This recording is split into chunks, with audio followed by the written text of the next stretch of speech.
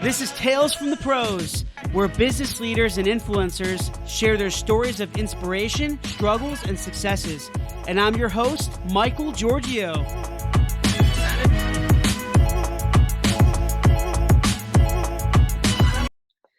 Hey everyone, welcome to Tales from the Pros, and this is Michael Giorgio, your host and co-founder of Imaginovation. My wonderful guest with me here today is a serial and successful entrepreneur. He's the founder and CEO of Crowley Carbon, and he was listed among one of Ireland's top entrepreneurs and was nominated in the 2011 Ernst & Young Entrepreneur of the Year. He successfully grew numerous businesses from startup to millions in annual sales through effective business planning, creative sales techniques, and innovative marketing. He is a visionary and a great businessman known for his passion for excellence, integrity, and motivational leadership. And he is known to solve problems and provide a positive impact on our planet. Please welcome Norman Crowley. Norman, I really appreciate you being here with me today. It's nice to be able to connect. You're in Ireland, I'm here in North Carolina, so this is cool. Technology, right? Yeah, it's good to be here. Yeah, absolutely. It's amazing to be sitting in the Dublin mountains, looking at a crystal clear picture of you.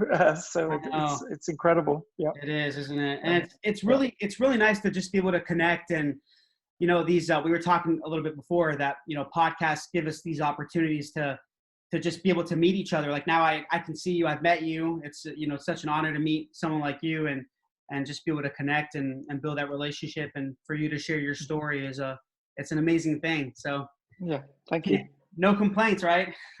No. Yeah. And nobody would care if we did complain. So yeah, you're right. I know. Well, I did a lot of research on you, Norman. You have a really good story, and when I know when your team connected with me, and some of the things I read about you and saw some of your videos and presentations, and I believe you have a very inspiring story to tell, and I love business storytelling. This is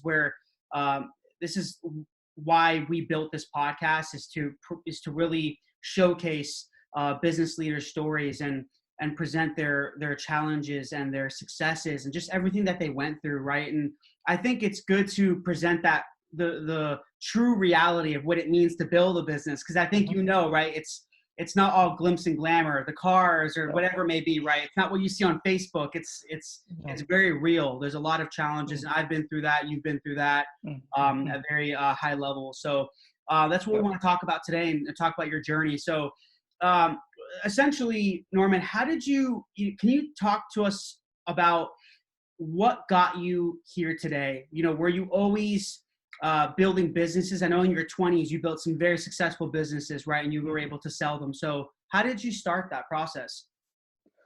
Yeah, well, I was born in 1970. So by the time I came of age, I guess it was early to mid 80s.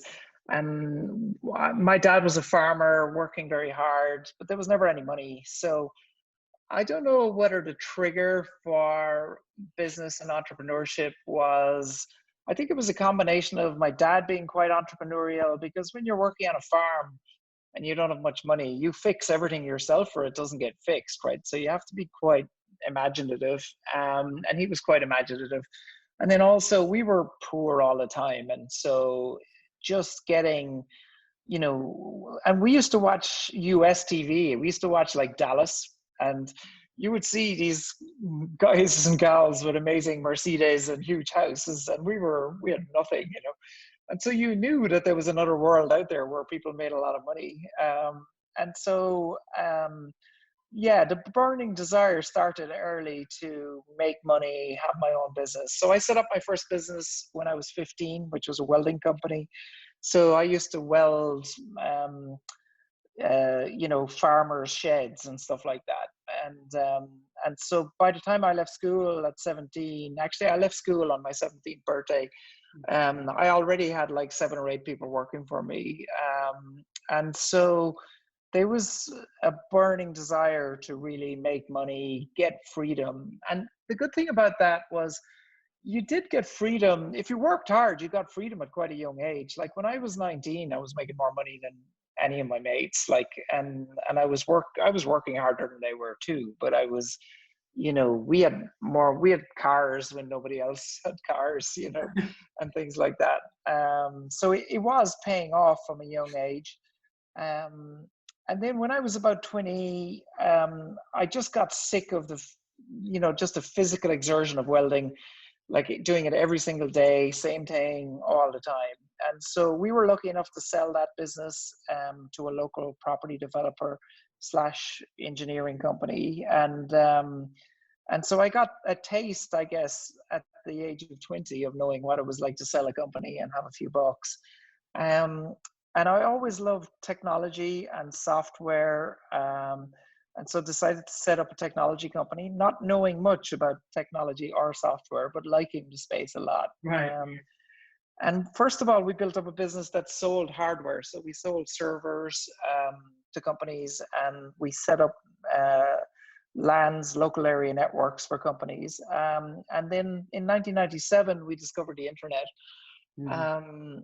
And we became obsessed with the internet the minute we saw it, even though at the time the internet was slow and everything took a long time. But we were just fascinated with the potential. And so we pivoted the business to become an internet company. And in 1999, we had about 170 people.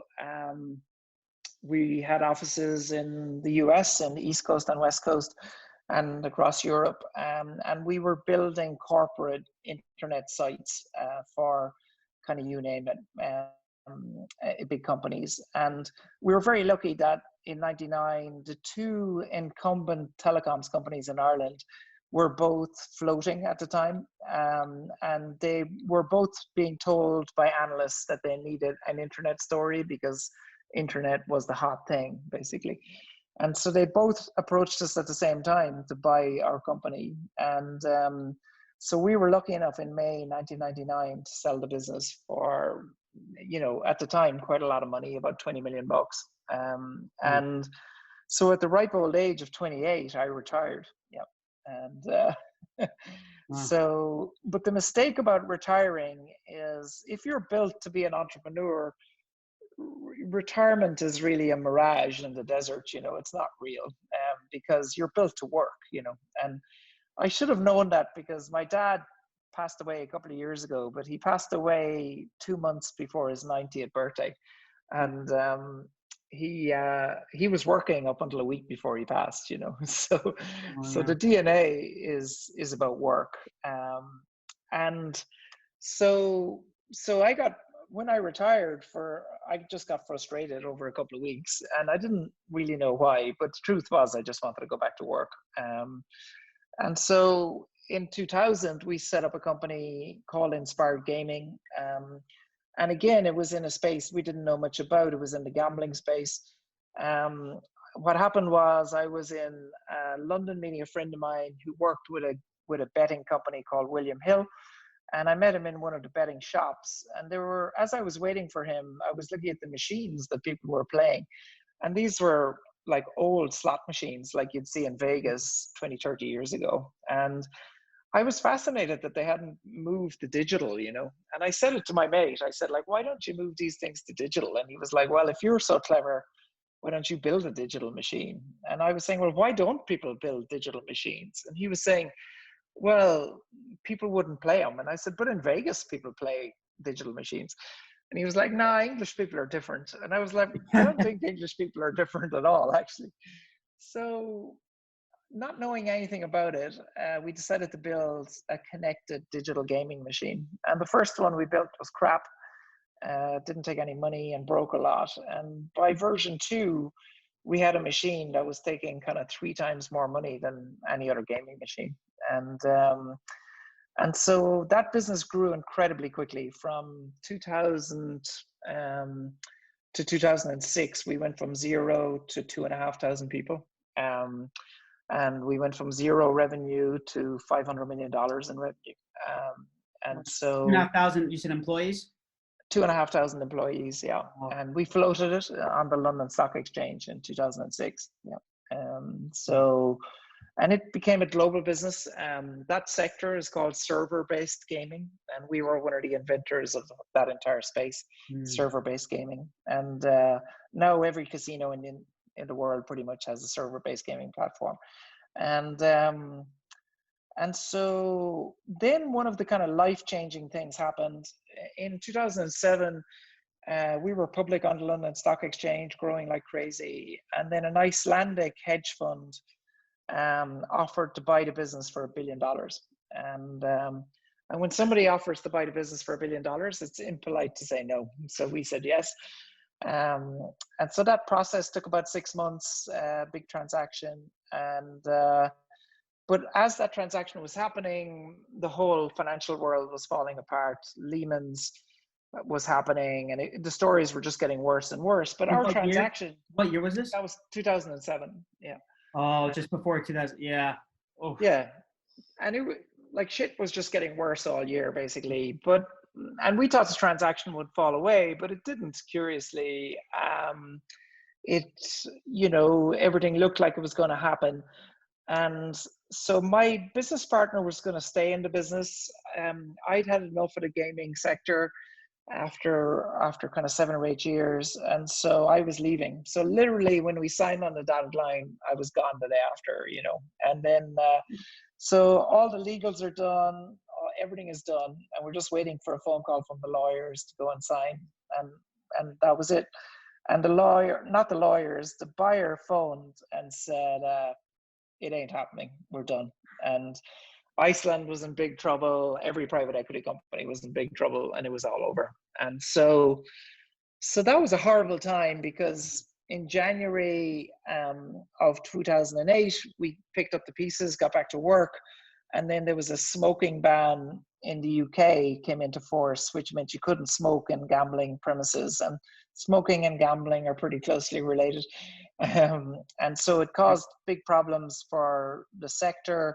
We were heavily involved in the sector, so it was serious trouble, and the share price fell off a cliff because of the recession and smoking ban. But then we slowly rebuilt, actually. So we, by June, we had won the national lottery bid for Italy for gaming machines, and we won another one in Brazil, and we'd done some big deals, and the share price started to come back. And it was just from December until June was the worst possible time, worse than you could possibly imagine. And then, so the whole business came back. And then I woke up one morning in September and I couldn't feel my hand. and I went to the doc, and they thought it was something quite serious. They thought it was like some kind of neurological disorder. It was either serious or seriously serious. Yeah. But it turned out that it was just kind of hyper stress. And at the time, I was about, well, in stone, I was 19 stone, whatever that is. It's about 300 pounds. And so I was a big boy, and I was flying around the world. So I'd get up on a Monday morning, fly to London from Dublin, every third week fly to Hong Kong, do 5 cities around Hong Kong on a private jet, and then every 12th week fly to Sydney, spend a week in Sydney, and then Lots fly of home. Traveling. Yeah, I was growing up traveling.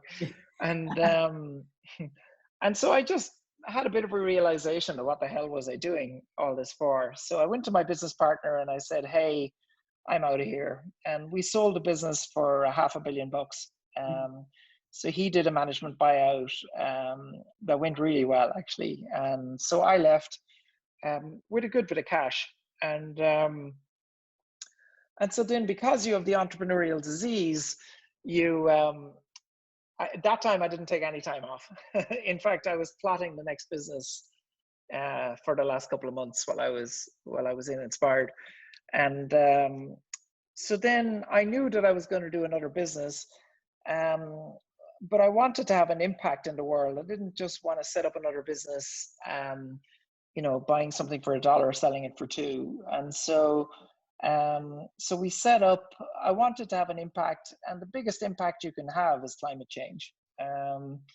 And because it's one of the most existential threats in the world, right? There are 3 existential threats: nuclear winter, which I can't really do much about. And the thing we're experiencing a mild version of at the moment, which is germs, And then the third thing is climate change. It's a And it's a scary thought, and yeah, yeah, I it's love what you guys are doing, but oh yeah, it's crazy. yeah, it doesn't bear thinking about. And if you think too much about it, you become Mhm. paralyzed. But actually, it turns out we can do a lot. And so we started working on climate change. And cut a long story short on that, where we are today, 10 years later, we've got a big energy efficiency business called Crowley Carbon. So Crowley Carbon saves energy for some of the biggest companies in the world. So 3 of the top 5 food companies, 7 of the top 8 pharmaceutical companies, some of the biggest oil and gas companies in the world. This year, we'll save our customers about $150 million in energy. And by 2025, we'll be saving our customers about 2 billion a year in energy. So, and that's very much an engineering business. It's got some sexy Internet of Things software that tracks every single thing our clients do in terms of energy. And then we have some businesses in our energy sector around that. We own our own insurance company that insures the risk that we don't hit our savings target. And then we also have a financing group called Cool Planet Capital that offers financing if the customer doesn't want to finance the project, then we'll finance the project. And so that's our energy group. And then we have transport. And in our transport group, we have a bunch of intellectual property around electric cars. So cooling technology that cools batteries. But our most sexy thing that we do is we've partnered with 3 of the top 5 car designers in the world, and we're rebuilding their most famous car as what we call a hyperclassic. So these guys built and designed these cars in the 60s, 70s, and Cool. 80s. And they could never build them perfectly at the time because the technology wasn't there. And so now we're rebuilding, redesigning those cars with those designers as what we call hyperclassics. And we're launching those hyperclassics in September, actually, in a major announcement. Yeah. So, and the purpose of that is to obviously to build some very expensive cars and to make margin out of them, but also to inspire. If you think of you as a kid or me as a kid, you always had a poster of a car on your wall, right? And imagine if the poster on your wall was a green electric car, but also one of the fastest cars in the world. So that's what we're building. Wow. And also a bit like Elon Musk, although we don't ever want to build high volume. So we, ultimately we want to build about 50, 100 cars a year.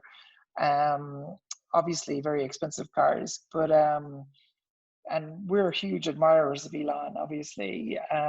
But we want to use those cars to inspire the next generation as to what's possible, and also particularly for the US market, like people in the US always go, oh, look, you can't beat your V8, right?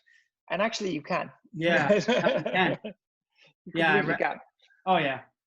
And so what People happens? should tell Yeah. Elon Musk that. I'm sure he'll have. That guy's a genius. I'm sure he can. Yeah, Talk he's a about it all genius. day. Yeah. Yeah, no, we're huge fans of his, and Tesla supply us with technology, actually. That's cool. And so yeah, so the idea is that what happens if you show a dyed-in-the-wool muscle car freak a car that will absolutely mince any car that he can put up against it, then maybe that person begins to think that the world is changing and that Yeah. and that there's an opportunity in climate change. That'd And be then an the interesting final conversation. Yeah. Yeah, and then the final thing we do now is education. So in order to educate people about climate change and to give people a different message about climate change, because the message that we've been fed for 40 years about climate change is a real stupid message, basically. It's a message of, well, if we want to save the world, we have to sacrifice and we have to suffer. And in 2020, that's just not true. Like on every one of the serious climate challenges, energy, transport, food, the modern solution, and the solution we have now is just far cooler.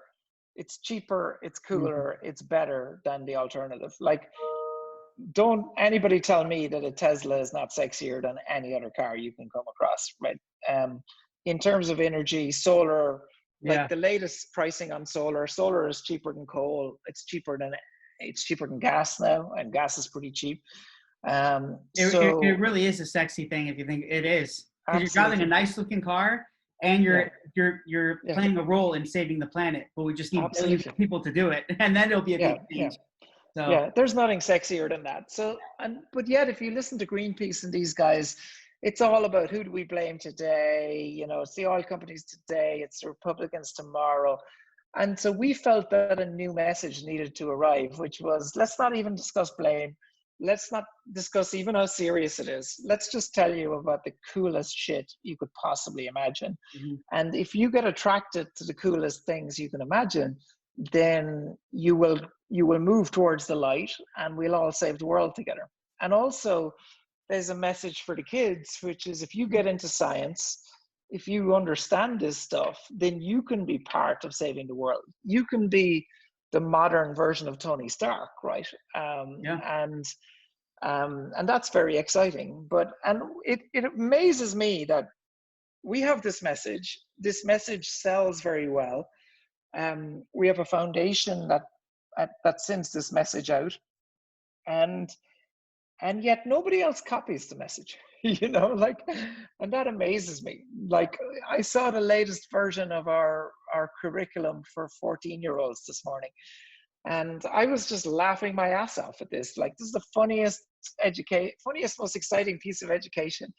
I was just watching our team present this to me, and I couldn't wait to see the next thing they were going to present. It was really exciting. You should see what they talk about in business. It's so they're so Yeah, behind. It's not relevant. completely. There's no relevance at all. No, It's no, just no, like, no. Well, yeah. even when my daughters were in high school, and they and what they were being taught about business was just dog shit, and teachers had no interest in bringing in entrepreneurs, letting the entrepreneur tell their story. Mm.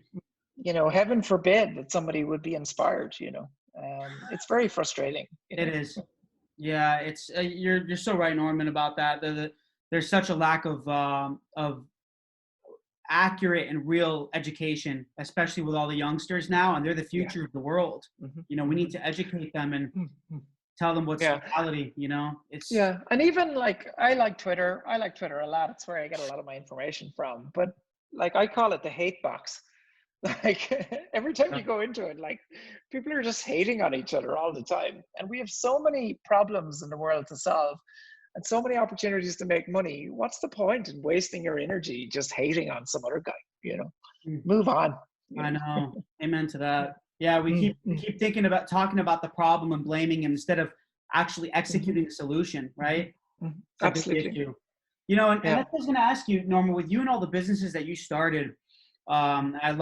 I love all the ideas, all the concepts, and I could see how you sold them, and it's wow, it's a really amazing story, and I love what you're doing now with Crowley Carbon, because I'm an advocate for environmental, and I do believe that there are a lot of environmental issues. I know you probably come across some people that don't even believe in it, Yeah. especially in this country. Yeah. There are people who Yeah. don't. Yeah. But I believe in it, and I know it's real, and global warming does exist, and it's a big problem, and we need to work holistically together Yeah. to try to Yeah. to try to solve it. It's an issue, and we Yeah. have to attack it urgently. Yeah. I think the way you sort it is you appeal to people's greed. You say, look, I'm just going to get you electricity that's 10 times cheaper. I'm going to get you food that's 10 times healthier, that's half the price. And then let people decide, and leave the rhetoric about climate change out of the Yeah. equation. Yeah. Just sell the solve the opportunity. problem in their home, and then they're going to start. Eventually, Yeah. going to be like, oh, this is actually not bad. This is pretty cool. I'm saving money for my family. Yeah, That's right. maybe I will believe in it. And even if they don't, they're subconsciously they are improving the world, right? Yeah. So Yeah. it's a great way to think about it. Yeah. Or somebody says, I wouldn't eat a vegan burger, and then you kind of go, how about I give you a steak mince that's 10 times cheaper than the steak mince you're getting now? And they go, well, I'll take that. And you go, okay, well, now we're talking. Are you giving me little hints on your next business? A little bit, yeah. Okay. I think I'm too late. We've been looking at food for a while, but I think we're too late, to be honest. I think there are I think there are smarter, better people than us who've delivered on that. Unfortunately, I wish we were just too busy on the other stuff when the food thing was coming up. So we have a team looking at it, but I think we're too late. Yeah. And Norman, how, in your experience, how do you find opportunities and gaps in the market? Because I'll tell you that I've dealt with hundreds of startups, and a lot of them sound like great ideas, but yeah, it's hard to know if it's an actual opportunity. How do you know if it's going to be a proof of concept that's going to be adopted? Was that something from your business intuition, or did you do a lot of market research, competitive analysis, or was it just everything? How did you come up with these innovative, creative concepts and figure out and be confident that, you know what, this is going to be profitable and it's going to solve a problem? Well, we're never confident. Yeah, the only time we're confident is after we sell it for $500 million. Yeah. When we're in it day to day, we're second guessing everything all the time, and we're completely paranoid. It's a mixture of, we mainly want to build cool shit, and we believe that if we build cool shit, then other people will like it as well. So it's either that. There are probably three things. Cool. Like, we're thinking, like, I'll give you an example. Solar in the home, right, is well understood. Like, Tesla have a great offering, blah, blah, blah, right? But we wanted to install, so our energy business installs industrial scale solar, right? And it's fine, it's a good business, right? I don't think there's anything different with our industrial business than competitors in terms of solar. But I wanted to install solar in my house, right? And so I got a guy in, and I said, can you just bang some solar up on the roof? By the way, like, what happens during the day when it overproduces electricity? He's like, you might need a battery. And I was like, yeah, can I buy a battery off you? He's like, no. And I was like, okay, so I have to go to some other guy for the battery? Yeah. And then I was saying, and also when the battery is full, how do I get my car to automatically charge? You can't do that. And then, can I use the electricity automatically to heat my hot water, even if I've got spare energy? And he was like, no, I don't think so. And I was going, so I got another guy, and he was equally as bad. And then I was like, I'm going to get into this business because this sucks, right? Yeah. And so we set up a home solar business that's growing like crazy, that just answers all the questions that other people couldn't answer. And so what we always say is, think of a problem that ultimately 1 billion people would be affected by, you know, and there are huge problems out there. Or think of a problem that's just really annoying, right, that you have. Because if you have that problem, other people will have that problem too. I'll give you an example of one that we're not going to do anything about. Air travel, right? Like, you go to the airport, you got to go there 4 hours early now, right? TSA crawl up your ass, right? Then you get to wait in line everywhere, wait for everything, right? It's a nightmare, right? And like, sadly now, I think the airlines are going to pay the ultimate price for it, to be honest, because I think with COVID, we've discovered, like, look at you and I now. Like, traditionally, I would have said, hey, you look like an interesting guy. Next time I'm in Raleigh, let's go for a couple of beers, right? Mm-hmm. I don't have that itch anymore to scratch. Like, I'm chatting to you now. Yeah. You know, if we grabbed a couple of beers, yeah, you got your coffee. If it was later in the day, we could grab a beer afterwards. Right. Like, it's, you know, is it the same having a beer with you as having a beer with you in a bar? Not really, but is it 90% as good? Yeah. Or is it 80% as good? It's 80% as good, right? And I'll tell you this, and with the technology that we have, I think Zoom's coming up with all these backgrounds. I can have a nice bar background. That's right. And then we're good to go, right? Yeah. In fact, a couple of us during the proper lockdown, we had the exact same bar background. And after the second beer, I didn't give a shit whether I was with them in Dublin city centre or whether I was at home. And the other thing is, like, 11 o'clock, you're finished drinking, you just fall into your bed. No taxis, no messing, right? So, like, yeah, so back to the ideas. I think it's cool shit. How do the economics look? Is it a crowded space?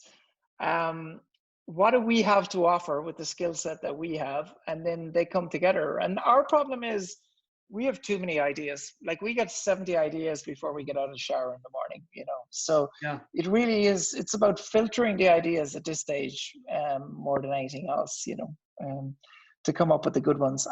By the way, I know this is a cliche, but I don't think it's about the idea. I think it's about the execution of the idea. Absolutely. I agree 100%. Yeah.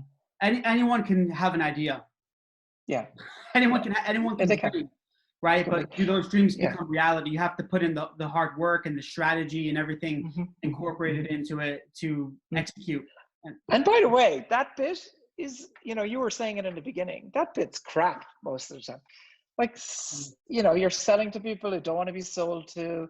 You're trying to build your team, which is horrible, because for every amazing person you hire, you're going to hire people that are less than amazing, and then you got to make them become amazing or get rid of them.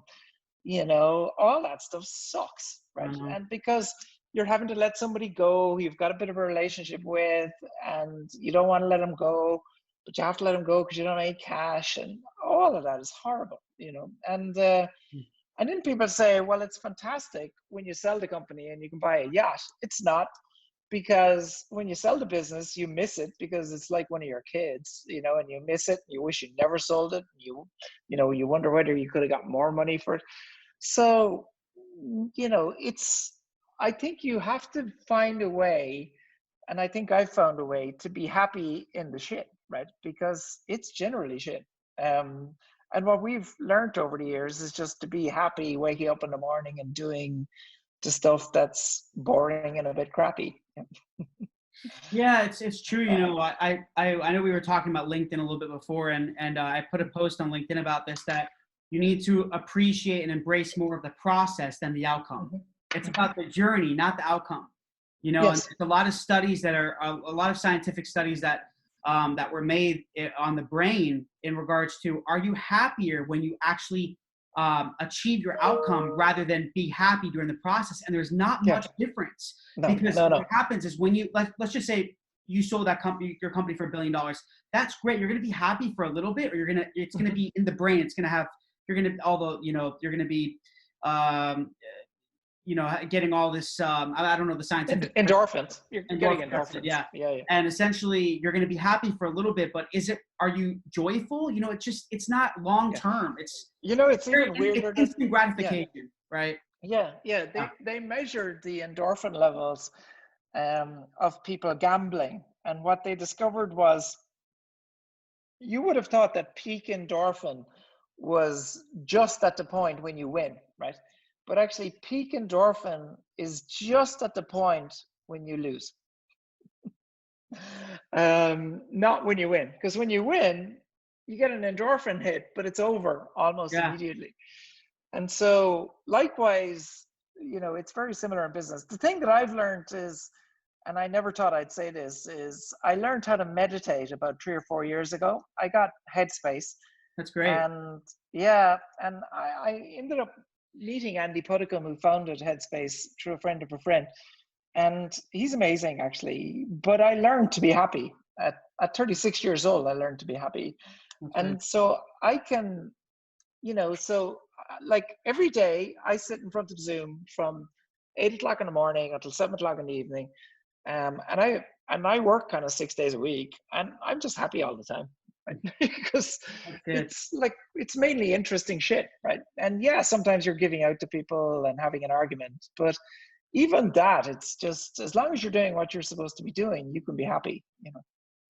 Yeah, you got to do what you love. I don't know how. Have you ever met other CEOs or business leaders that they're very successful, but they're doing things that they hate? And I wonder why they're doing that. Do you see them as happy, or no? Or do you see a difference? They're miserable. Well, like I'm lucky enough to have met probably 20 billionaires in my life, and 2 of them were happy. Yep. The others were very concerned about how much money everyone else had, and who was doing what, and who was trying to steal from them, and all that shit, And they're always wanting more and more, right? They're always wanting more and more. Yeah. Not wishing to knock New York billionaires, but I've never met a happy New York billionaire. Those guys are completely paranoid. I don't think I've met a happy New Yorker. Some of them are chilled out. Yeah. I hate to say that because my fiance is actually from New York, but it's okay. I can There tease you you. go. There you go. But We had an office in New York in our previous business. I used to love going there because we would do some work during the day, but we always ended up in a really cool vodka bar by about 4 o'clock.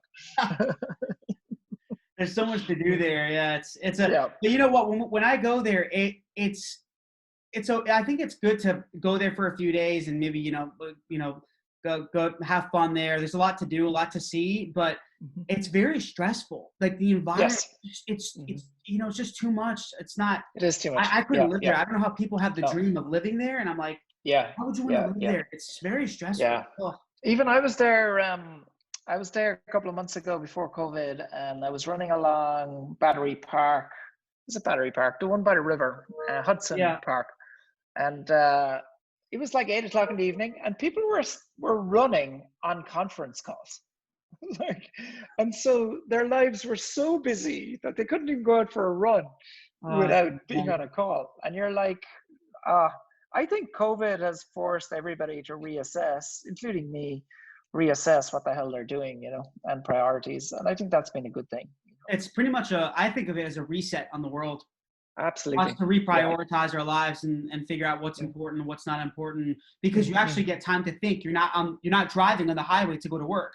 You know how many people, especially here in the US, with all the traffic, they're spending hours per day on the road. Yeah. I'll tell you a funny one about that. So my life pre-COVID was a week in Ireland, a week in Europe, and then a week long haul. So long haul could have been Australia, US, South America, whatever. And that was my life for the last couple of years, right now. And I didn't mind, and now I'm not going to fly for the rest of this year, even though we can. We just don't need to.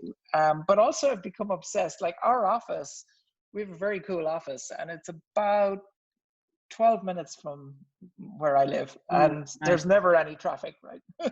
Because it's just too close. And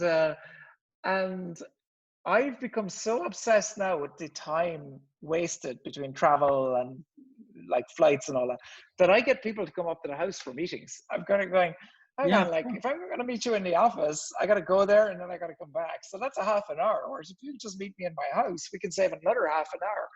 And so your output just goes through the roof, And so you could not get me on a plane now for love or money, like no interest, And it's the same with our teams. Like we're just saying to them, find another way. Like don't get on that plane. Like find another way of closing that deal, And people do find another way of closing it, So and you can imagine I'm not investing in a lot of airline stocks at the moment. I don't think anyone is, or cruise lines. I don't know what's going to happen with all these. There's so many things changing. There's going to be new emerging trends happening, and a lot of I think that this is my opinion.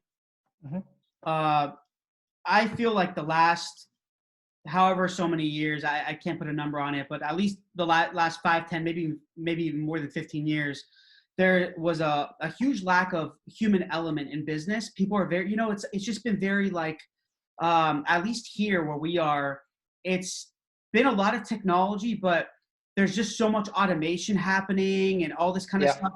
And I think that with COVID, like we talked about, it's allowed us to reset and to regroup and think about what's important to us, like our families and our close friends and all of that. And I believe, I'm hopeful that the human element is going to be incorporated back into business, where we can start trusting each other more, because before it was just very much about money, and power. And I'm hoping that will start to decrease because of all these challenges that everyone's going through, like holistically together. So, it is. Yeah, I agree. I agree with you on a lot of the reset. I think some people will still be obsessed with money and speed and pace and all of that kind of thing, So it's a nice thought. Yeah. and Norman, with all the companies that you have built, and even now with your energy company, how are you scaling it? Because I found it, for me in growing Imagine Innovation, and all the companies I've spoken to, it's always very difficult to scale. And do you think scaling is really about the financial aspect of it, or is it more operational, or is it everything? Is it how did you scale your companies from zero to hundreds or thousands of people and still, I mean, I don't know your finances, but assuming you were profitable and you did sell them, how were you able to accomplish that? Well, it's such a big question, right? So you Yes, can yeah. you can expand in a couple of ways. You can expand on by doing acquisitions, and by doing acquisitions is an entire skill set in itself that you could write a book on. It's about patience. It's about buying at the right price. It's about either buying at the right price or buying the right team, you know. And then if you're not growing by acquisition, you're growing organically. It's all about building the team, and building the team is a certain amount. It's about luck. A lot of people say it's about proper interviewing techniques. We've tried every interview technique known to man, and we still can't seem to get the right people through interviewing. I agree. Yeah. So the only solution we came up with is fire fast. So we have a 3-month probation period. We're communicating with the new person all during that probation period. Before they start, we warn them that this is our style. And then if they don't perform in the first 3 months, they're gone. And that has proven to us to be that and kind of the performance management that goes along with that is the best thing. But you got to have it, like so many aspects of business, you got to have huge courage, right? Because you got to communicate clearly what you want, and then all along the way, and then if it doesn't work out, you got to pull the trigger. And it's horrible. Firing somebody is the most horrible thing. The only thing worse than not firing somebody is having your business fail because you're too afraid to fire somebody, you know. And so that's one of the keys. But business is actually, there are so many things that you have to get right, from hiring, product management, marketing. Like, I learned more about marketing in the last 6 months than I knew my whole life, you know. Just because podcasting, but digital marketing has become so sophisticated now, and Right. HubSpot and LinkedIn and all of that. And it's taken a lot of the stupid guesswork out of selling, actually, which is fantastic. And I didn't know any of that up until this year, you know. My style up until then was fly on a plane, go and see a guy, do a deal. Whereas there's so much opportunity out there now with digital. And so, but yeah, I think if there was one thing about expanding and scaling is not easy, right? But if there was one thing, it's like, get a great team. How do you get a great team? Fire the not so good people really fast, and you'll eventually whittle down an amazing team. And you actually, as a CEO, you don't need that. Like, you need probably 4 lieutenants who are seriously, seriously good. And once you've got 4 lieutenants, then they need another 4, and they need another 4, right? But it's the one thing that I notice other companies doing a lot is tolerating mediocrity in their teams, and we just have no interest in that. And what happens then is, if you don't tolerate mediocrity, you get an amazing culture of just determination, goal-focused, hardworking people, and then just reward those people extremely well, because they are the alchemy, you know, because they will keep going, and they will do what you do, and therefore, why wouldn't you reward them for that? Right?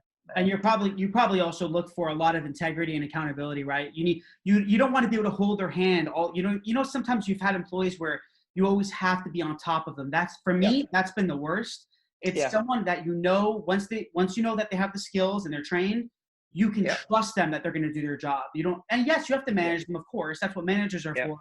But you don't have to sit on top of on them all the time. It's just But one of the key things I learned this year, we have a shrink in our company now, Simon, and so we got that clue from Billions, that TV show.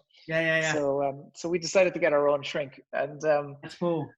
Yeah, I know, and he's brilliant. He's amazing, actually, and I worked with him a lot this year on ways that I very subtly sabotage the business, right? So what are ways that my past and my upbringing caused me to sabotage something? And one of the things I learned from that is that the more secure you can get in yourself, which has to do with meditation and working with a shrink or whatever, then the better you are at delegating, because there's two ways of delegating. You can say, hey Mary, I want you to take a glass and I just want you to fill that glass with water, right? Or that's one way of delegating, right? And then, like you said, you can sit on that person and say, is the glass full yet? You know, all that. Or you can go to Mary and you can say, Mary, I want you to solve the entire water problem for this company. And this is the effect that that's going to have on the company. This is the area I want, this is why I want you to do it. Now I'm just going to check back with you in a month, but I trust that you're going to do that, right? Now, there are two ways of delegating, right? One way, you don't have to speak to that person for another month. And then when they come back, they will either say it's solved, or they'll say, I fell at the first hurdle on day one, right? And then you can explore what happened there and you can try and fix that. But if we're still having the discussion about filling the water on month 3, then we're probably having a different discussion. So a lot of it goes back to who you are as the boss and how secure you are in yourself.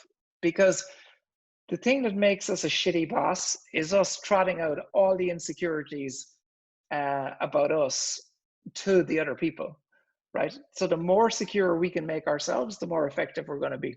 Yeah, because you have to. They're going to look up to you. Yeah. Right. They're going to look up to you, the leader of the company. Yeah. So if let's just say the business, for example, let's just say the business is not doing well.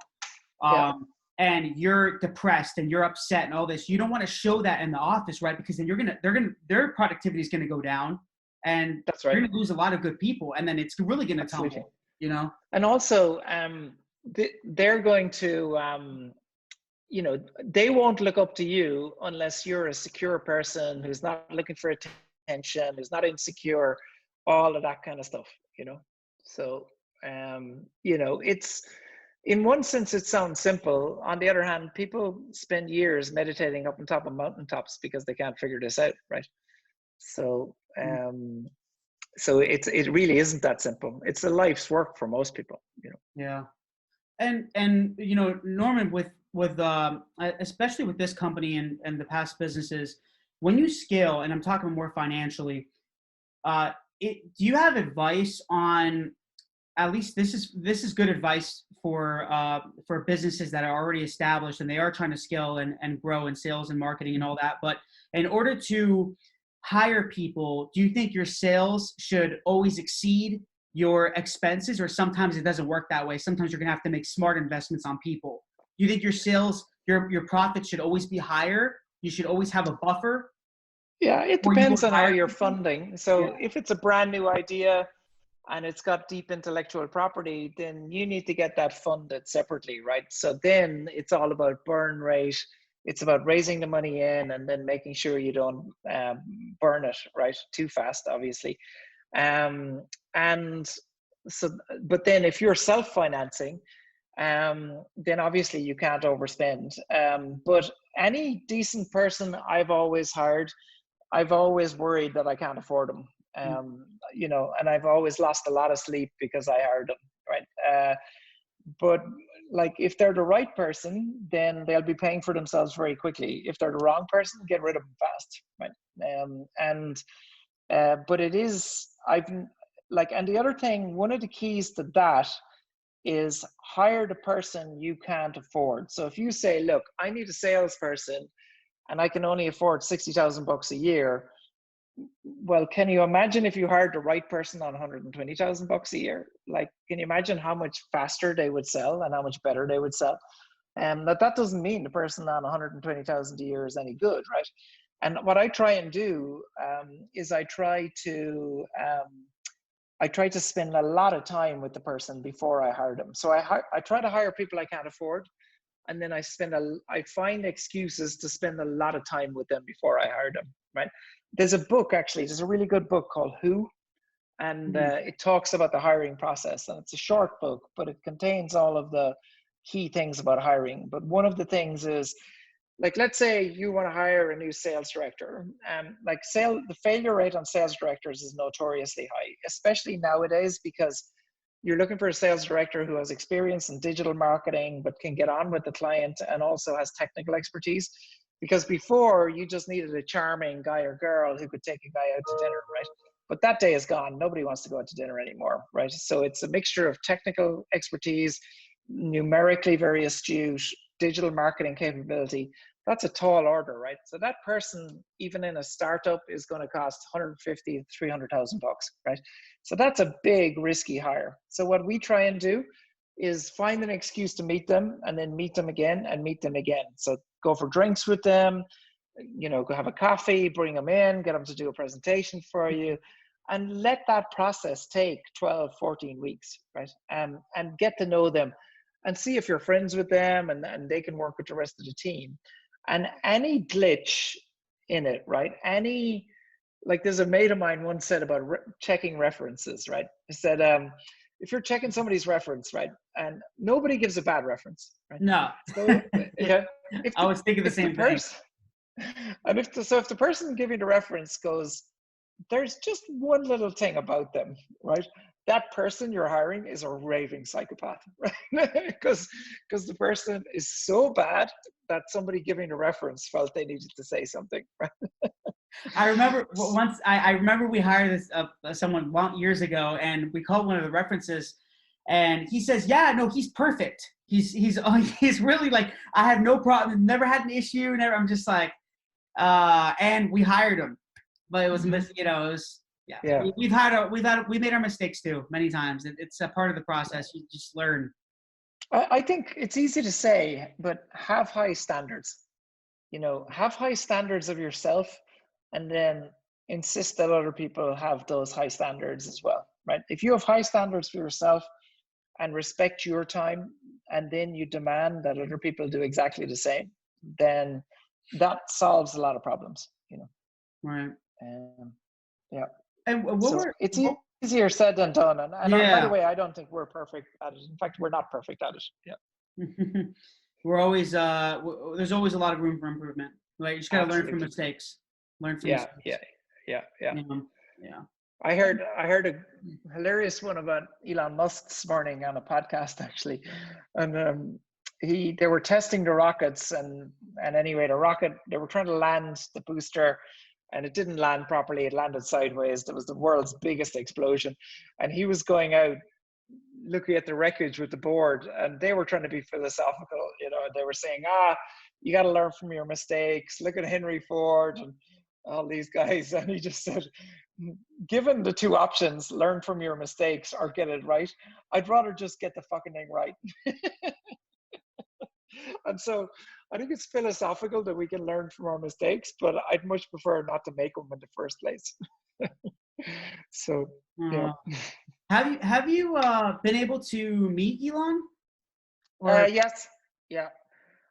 I'm quite good friends with Richard Branson, and I'm less friends, but I would, I've met Elon a couple of times. Yeah. And how is he? Is he very is he warm, or just very black and white? And he's warm, but he's mainly, his brain runs, the processor in his brain runs 4 times faster than mine.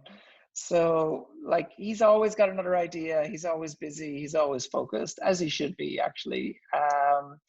And he's got a heart of gold. And what amazes me about Elon is how people misunderstand him. When we look back at 50 years time and say, this guy was one of the biggest reasons why climate change got sorted, one of the biggest reasons why we're a multi-planetary species.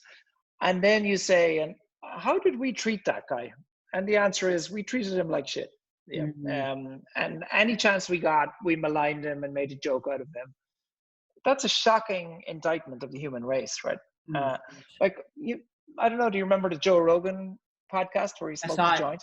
Yeah. So that was one of the most insightful podcasts I've ever seen. In fact, I thought his second podcast with Joe was better, but I thought that one was pretty insightful. And all people could talk about is how Elon smoked a joint in a state where it's illegal to smoke. It was funny. It's legal to smoke. And I like Joe Rogan. Joe Rogan, I love it. I love watching this. It's funny. Yeah. I think Joe's podcast could be shorter, but but the people he gets on that show, and he's Joe is, I think he signed the deal with Spotify. Yeah, 100 million allegedly. Yeah. That's pretty incredible. Yeah. Hmm. So you'll be in another 3 or 4 years, you'll be selling this one for 100 million. Yep. I wish. I love your confidence. But none of us are confident, right? No, no, no. But it's the medium of the future, definitely. It is, Yeah, and I yeah, love it. It's good. yeah. Norman, what were some of the biggest challenges? And this, I really want to touch on this because I think people need to hear it. What were some of the most challenging struggles or obstacles that you went through in your career? I know the time of the $1 billion fell Mm. through, but were there any really tough times where you felt, I don't want to do this anymore, or you just was it anything mixed, either Yeah. personal or life or anything like that? Look, every year I will lose 30 nights sleep over the business, right? Over one of our businesses. And so there is no easy year. And people look at it when you've made a bit of money, people think it's easier. It's not easier because it's not easier.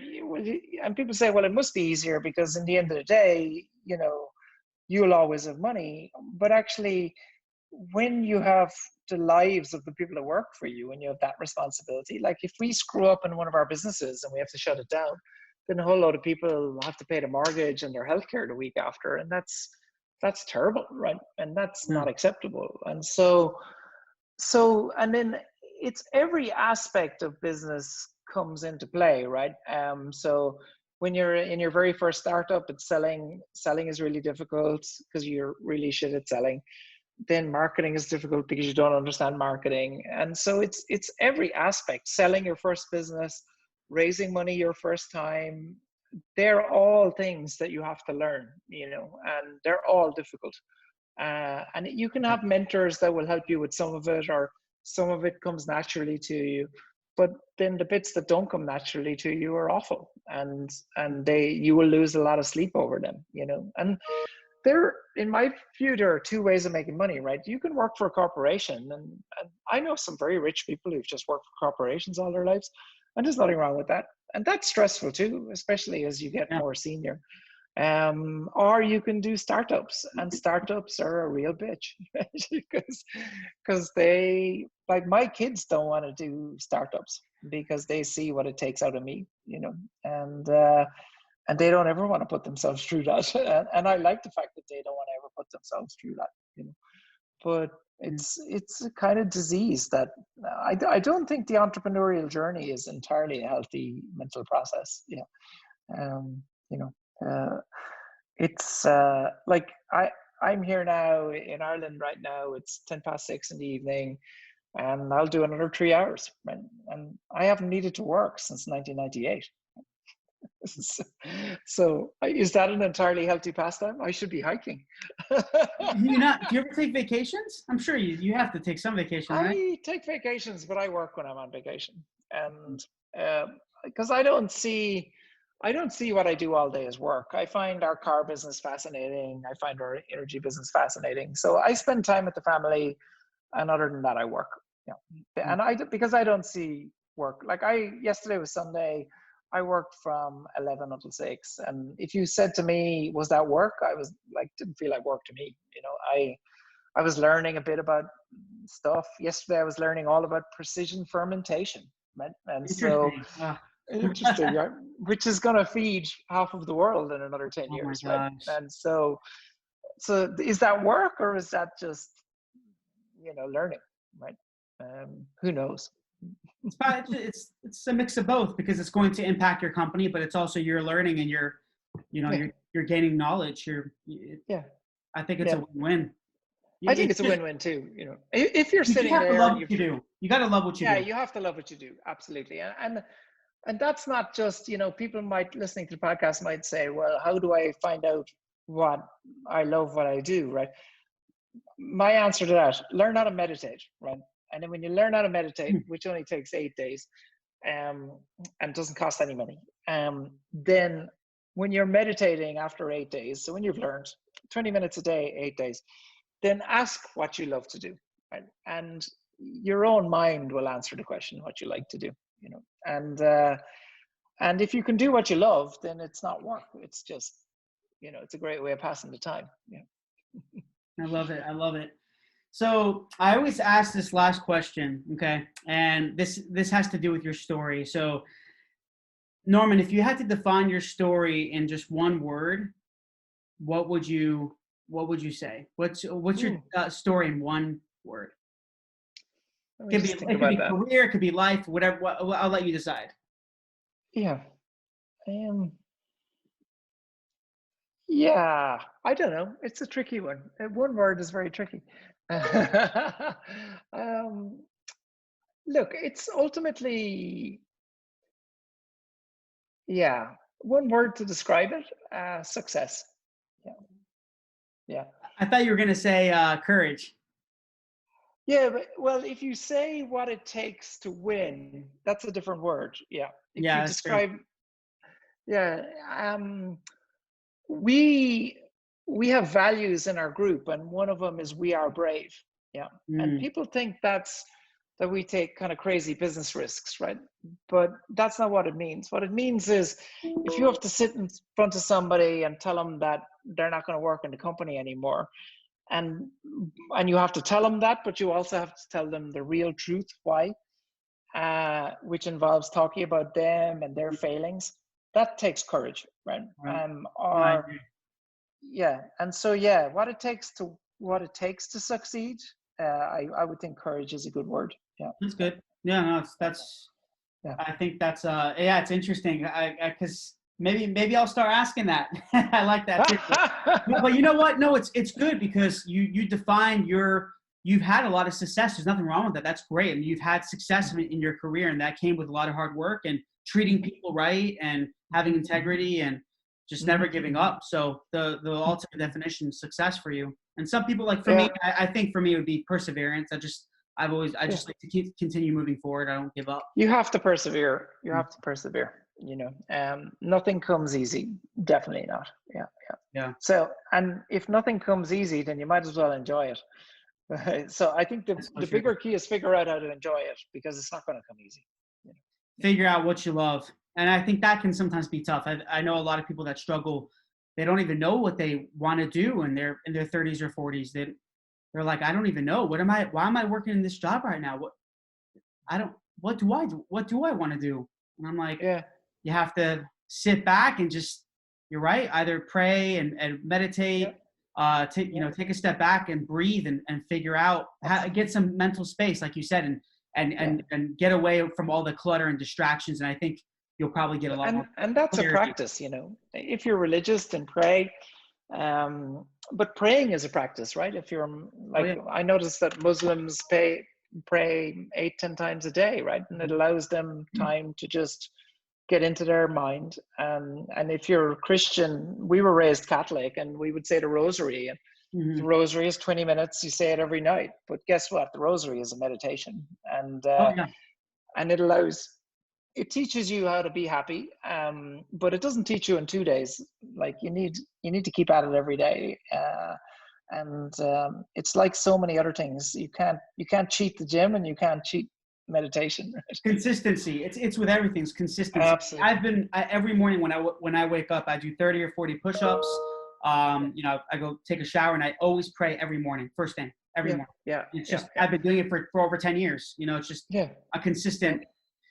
So it's a practice. And in the world of winning in business, like you find, I don't know of anybody who's properly successful who doesn't have those practices. They're in the gym, they're meditating, or they're praying, whatever it might be. They're key to the whole thing.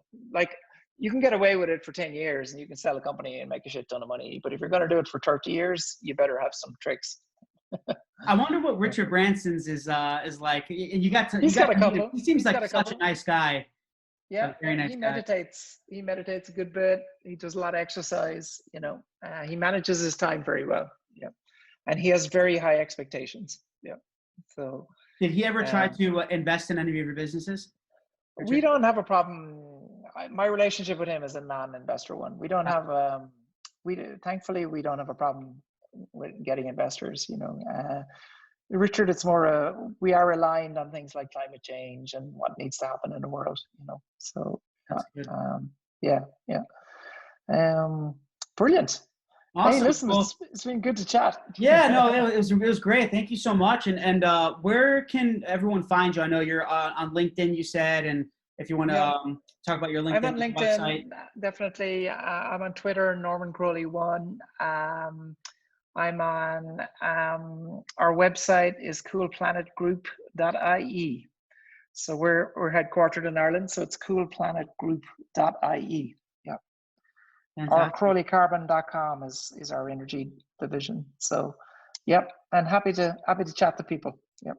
That's good. Well, Norman, I really appreciate it, man. This has been amazing. And it's been honestly one of my favorite interviews. I've learned a lot from this as well. So this is cool. And you're Thank the you.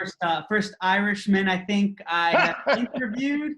So Yeah. yeah, we popped that cherry. So that's good. We're good fun. We There drink you a lot of go. Guinness. Yep. No, yeah, absolutely. But no, thank you so much. I really appreciate your time. Very, very honored and humble for you to take the time and speak with me. And thank you, everyone. Yeah, thanks Yeah. for Keep listening. the fight. And yeah, Keep on hustling. Yeah. I will, definitely will. And I know people will learn from this episode as well. So, but yeah, I appreciate it, Norman. And thank you everyone for listening. This is your host, Michael Giorgio from Tales from the Pros. And until next time, thanks guys.